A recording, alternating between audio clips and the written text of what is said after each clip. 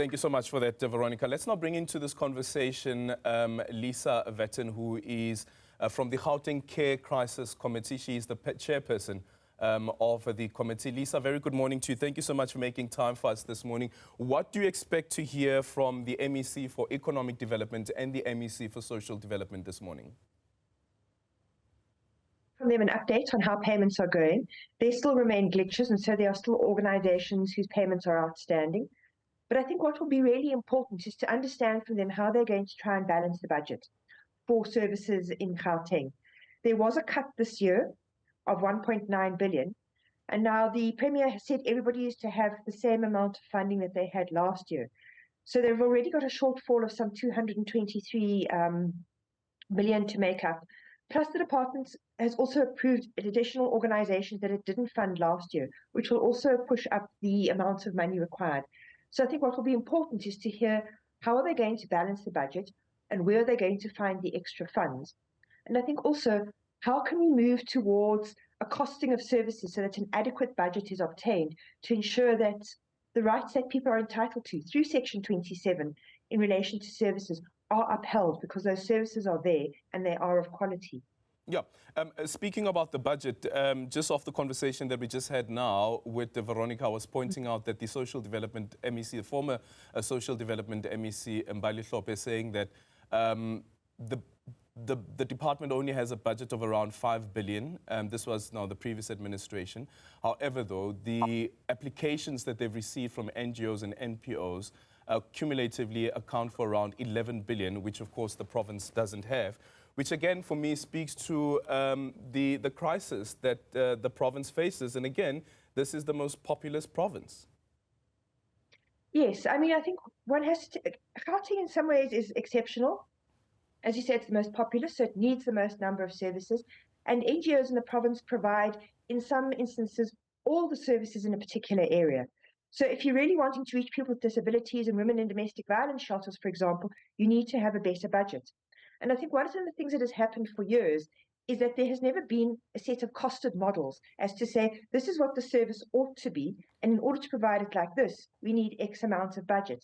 Instead, I think it's been a situation of, all right, we have this much amount of money, we have 45 organizations who've applied, let's divide it equally by 45. And that, of course, is where you start to get services that tend to be inadequate and that also don't keep pace with inflation. The budget in Gauteng for NPOs has not increased since 2022, and everything has become so much more expensive. Situation now, for instance, with the increases in electricity, organizations have their electricity cut off because they cannot afford it any longer, and it's been obviously exacerbated by what has happened. So there's a real need and a challenge, I think, for us to think about, well, how much do we value care? Do we value it sufficiently in order to make sure that money is available to ensure that it is available to those who need it? Yeah, speaking about cost of service, who determines that particular amount? Because one thing is, if it's done at a national level, for instance, an NPO or NGO operating in Gauteng, their cost could be much higher compared to an NGO operating, for instance, in the Northwest. If you look at the rental cost, just as an example, just focusing on the rental cost. So who determines cost of service and what the amount should be? That is one of the single biggest problems, I think, in services, is that there is no national determination. It is left to provinces. And one of the consequences of that has been very significant inequity between provinces.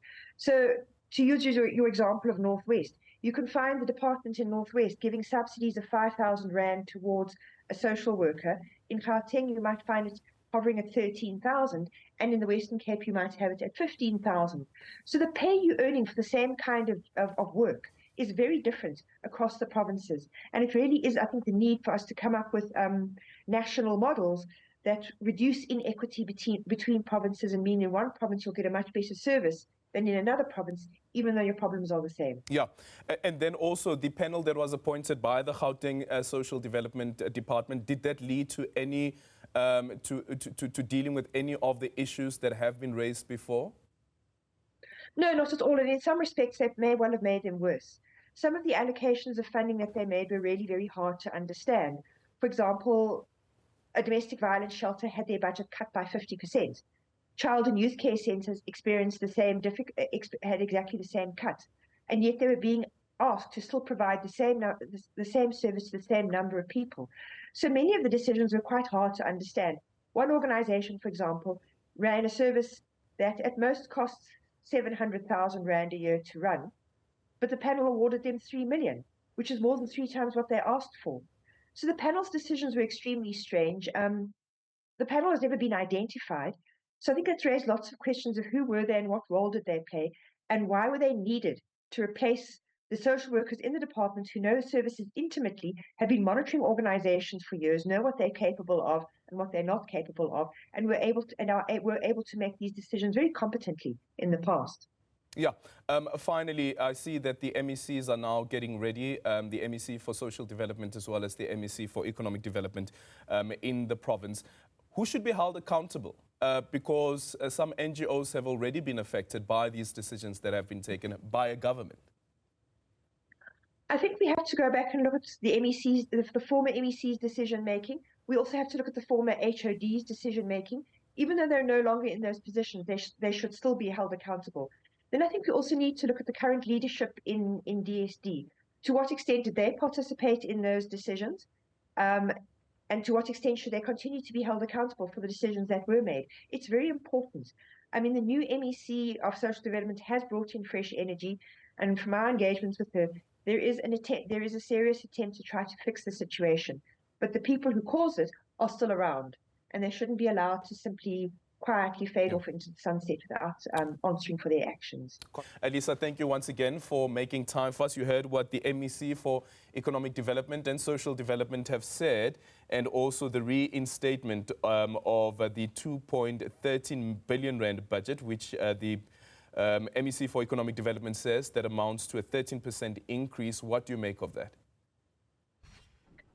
It's still probably not enough to be able to get us to what we were offering last year, but I think it's better than the 1.9 billion that the sector began the year with. I think we're now at the stage where the worst of the crisis is over, and we need to start focusing on stabilizing the sector so that services continue. And also, I think just making sure that those last few organizations who are still outstanding are also helped to cross the line, as it were, and to be able to start functioning again. No. Do you know why those organizations haven't been paid as yet? Well, from the investigations we've been doing, sometimes it appears that the department has actually lost their business plans or has lost their SLAs. So they can't find them in the system. So that is a lot of back and forth and toing and froing, trying to sort that out. Others, we have no reason why we don't understand why the organization is not being paid. So there's that cluster of organizations. Then there's another cluster who are, and then the MEC touched on this, don't necessarily meet the bylaws set by the municipalities. Some of this is not that important to the services functioning. For example, they're not compliant because there aren't building plans available for the building. It's not their building, it belongs to a hospital, and the hospital has lost the building plans. That is a fairly trivial reason to prevent an organization from getting funding. And so we've seen that in Johannesburg, for example, 34 out of the 36 service centers for older persons that were providing meals and home-based care could not operate last year and still cannot operate this year because of something small like the non-availability of building plans. So, I mean, to lose 34 of the 36 services in Johannesburg for older persons is a lot. And some very important work needs to go into working with the municipalities to ensure that they look at what's important in relation to compliance and what is less important, and where you can give people conditional registration or they find building plans or whatever it may be. Yeah. Finally, so 13 NPOs also under investigation, we are told. The Hawks are investigating some of these NPOs.